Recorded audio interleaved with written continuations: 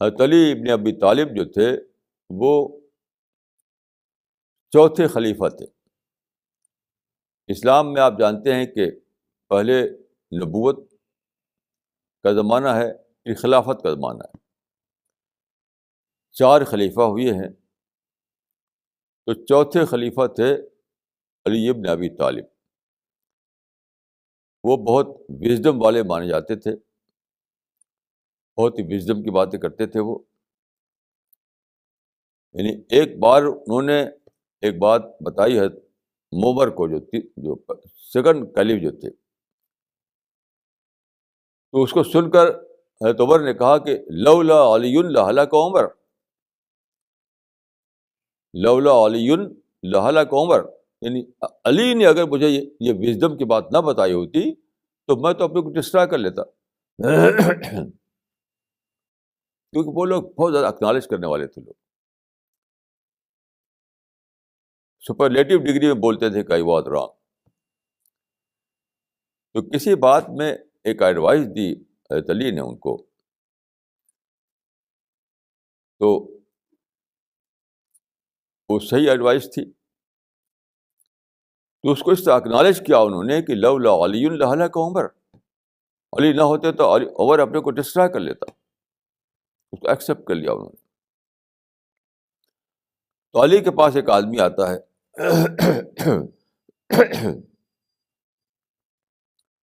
علی کے پاس ایک آدمی آتا ہے، وہ پوچھتا ان سے تقدیر اور تدبیر کا مسئلہ.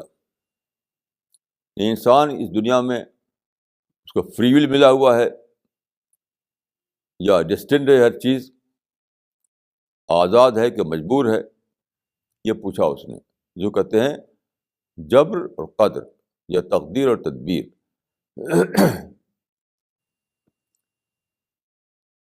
تو حضرت علی نے کہا کہ 50-50 کا معاملہ ہے. 50% جو ہے تقدیر، 50% تدبیر.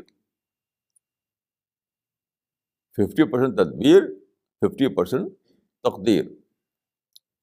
یعنی 50% تم فری ہو، 50% تم مجبور ہو. تو اس کو انہوں نے ڈیمونسٹریشن دیا اس کو، کہ تم اپنا ایک پاؤں اٹھاؤ. اس آدمی نے اپنا ایک پاؤں اٹھایا، ایک پاؤں سے کھڑا ہو گیا. تو انہوں نے کہا کہ اب دوسرا پاؤں اٹھاؤ. تو اب دوسرا پاؤں کیسے اٹھایا؟ وہ دوسرا پاؤں تو نہیں اٹھا سکا وہ. تو انہوں نے کہا کہ دیکھو، پہلا جو تھا وہ تدبیر تھی، دوسرا یہ تقدیر تھی. جو پاؤں تم نے اٹھا لیا وہ تمہاری تدبیر تھی، تمہاری فری ول تھی. دوسرا تم نہیں اٹھا سکے، وہاں پر تقدیر تھی. یہ کہا انہوں نے.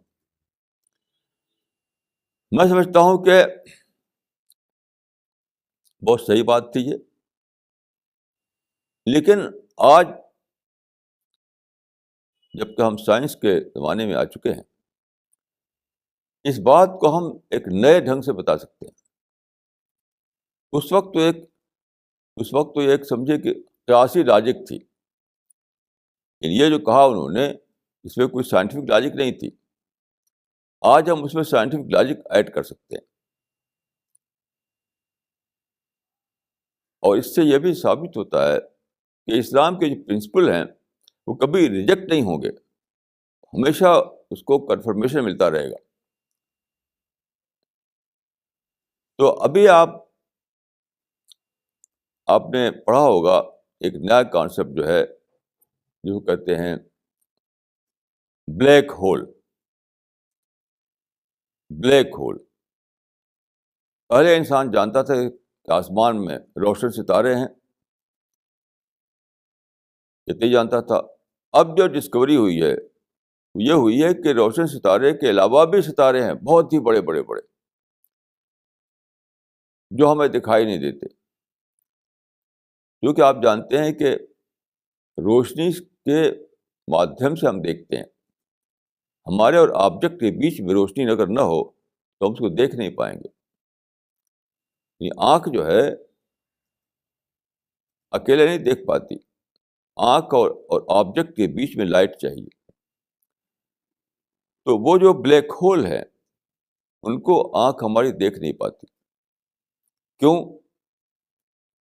یہ ڈسکوری ہوئی ہے کہ وہ بہت ہی برائٹ ہیں, بہت ہی روشن ہیں, بہت ہی بڑے ہیں. تو بڑے جب ہیں تو بہت پاورفل بھی ہیں. ہماری زمین تو بہت ہی چھوٹی ہے, وہ بہت ہی زیادہ بڑے ہیں, جائنٹ اسٹار ہیں. اس لیے ان کا گریویٹیشنل پل بہت بڑا ہوا ہے.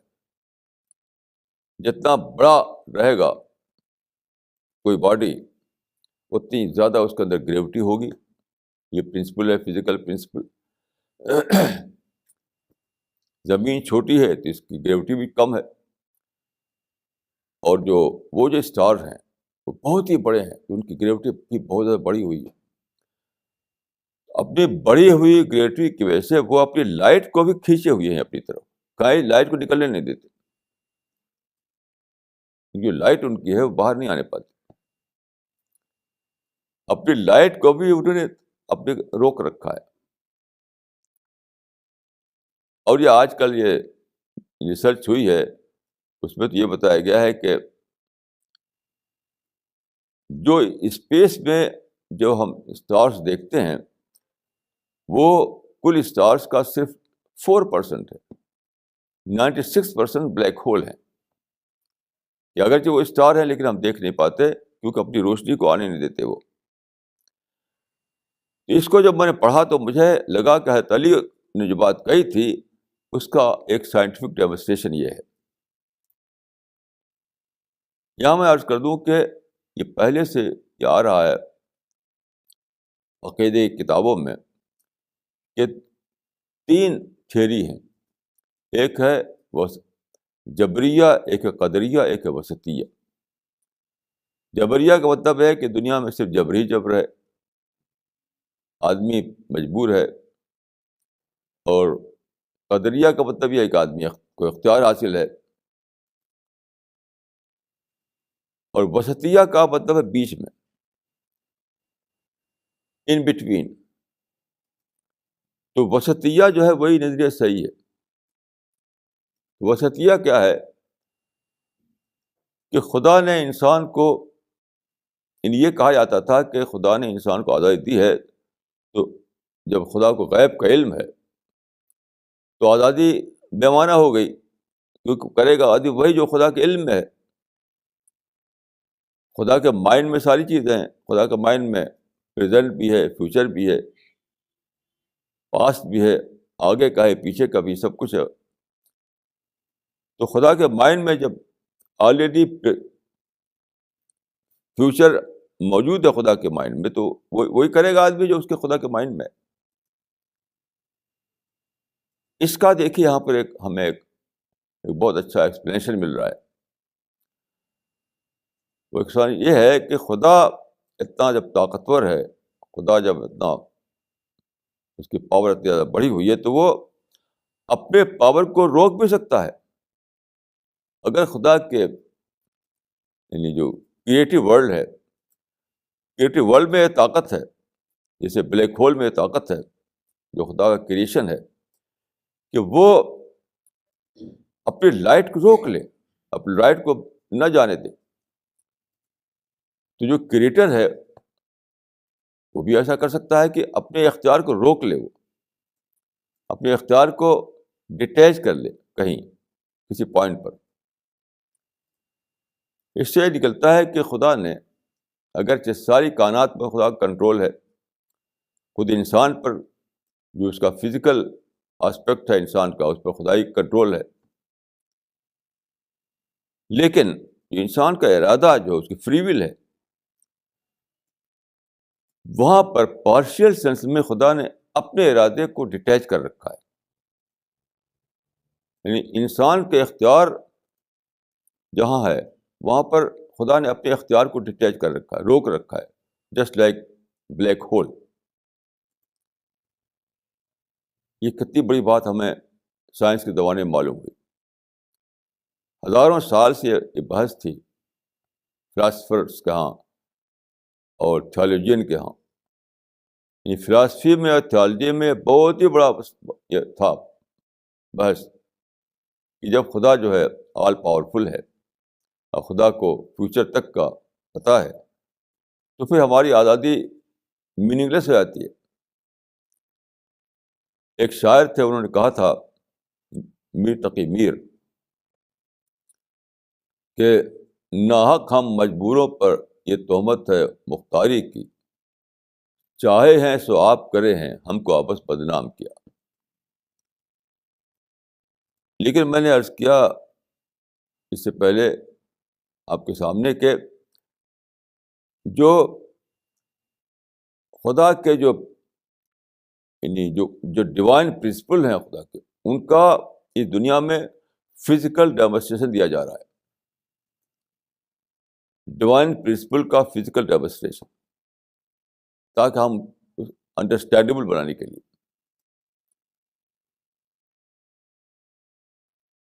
یعنی ان اپنے اس میں وہ جتنے بھی خدا کی طرف سے جو باتیں ہم کو بتائی گئی ہیں, تو تھیٹیکل سینس میں ہم اس کو پڑھتے ہیں قرآن میں, ساتھ ساتھ اس کا ڈیمونسٹریشن دیا جا رہا ہے اس مٹیریل ورلڈ میں, تاکہ ہم اس پر یقین کر سکیں, تاکہ ہماری وہ انڈرسٹینڈیبل بن سکے. تو میں سمجھتا ہوں کہ یہ بھی ایک ڈیمونسٹریشن ہے, یہ بھی ایک ڈیمونسٹریشن ہے. خدا نے کہا کہ اے انسان تو آزاد ہے,